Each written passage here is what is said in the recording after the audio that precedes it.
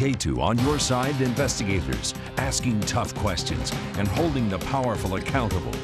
To think that I was that duped. He's left a trail of crime and heartache across 5 states. When they call them con artists, that is what they are. They are artists.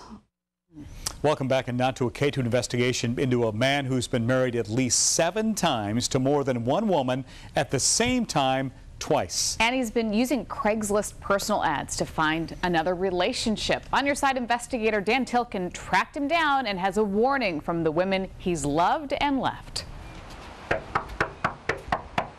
Late last month, Wayne Chinn and his current wife moved out of this duplex near Eugene, leaving behind unpaid debts, according to her family. It's empty.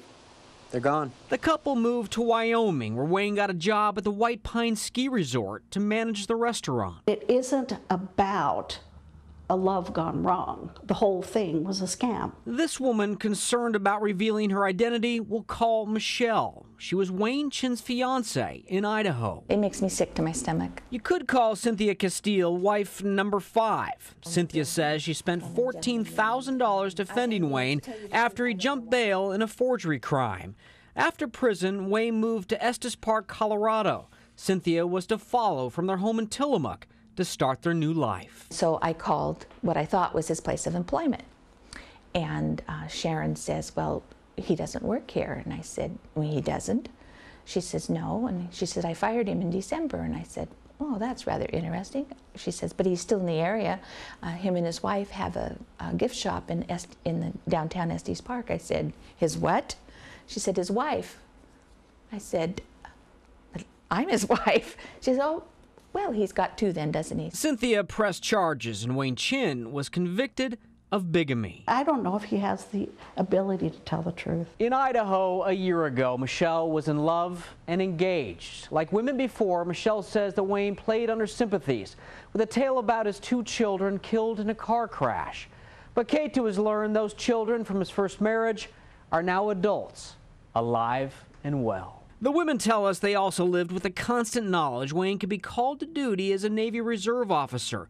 There were even emails from an admiral saying Wayne was assigned to Homeland Defense. I'm getting called by the Reserve. Michelle began saving voicemail messages when things weren't adding up. Somebody was using her credit cards here in the United States while Wayne called from overseas. Hey, you. Hold on just a minute. Roger that, Enterprise 6-7. Message confirmed. Be prepared for that. Secondary is on its way to you as I speak. Anyway, just calling you. Then came the news last fall through instant message emails that Wayne was critically wounded in Iraq with a spinal cord injury. Then there were messages from an Army colonel. Wayne was also suffering from colon cancer, weakening his health. Hi, it's me. It's Saturday. No, I'm sorry. It's almost Saturday. I'm trying to call you. Wayne was actually in Seattle, getting married.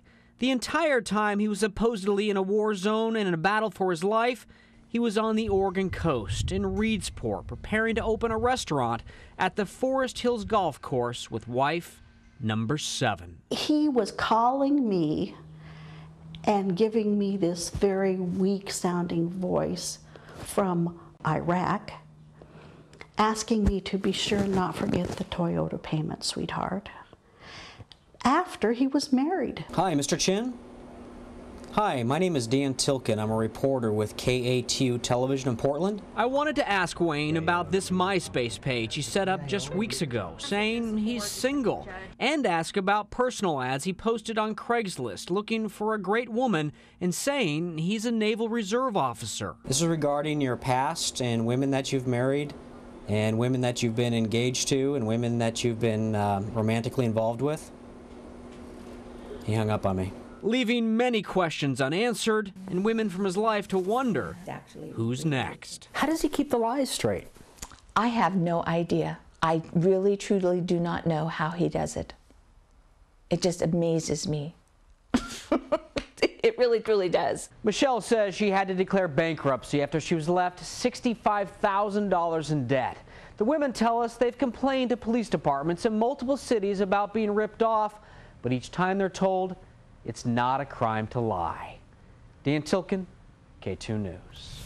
If you have a story for Dan or any of our On Your Side investigators, we would like to hear from you. You can email us at investigators@katu.com.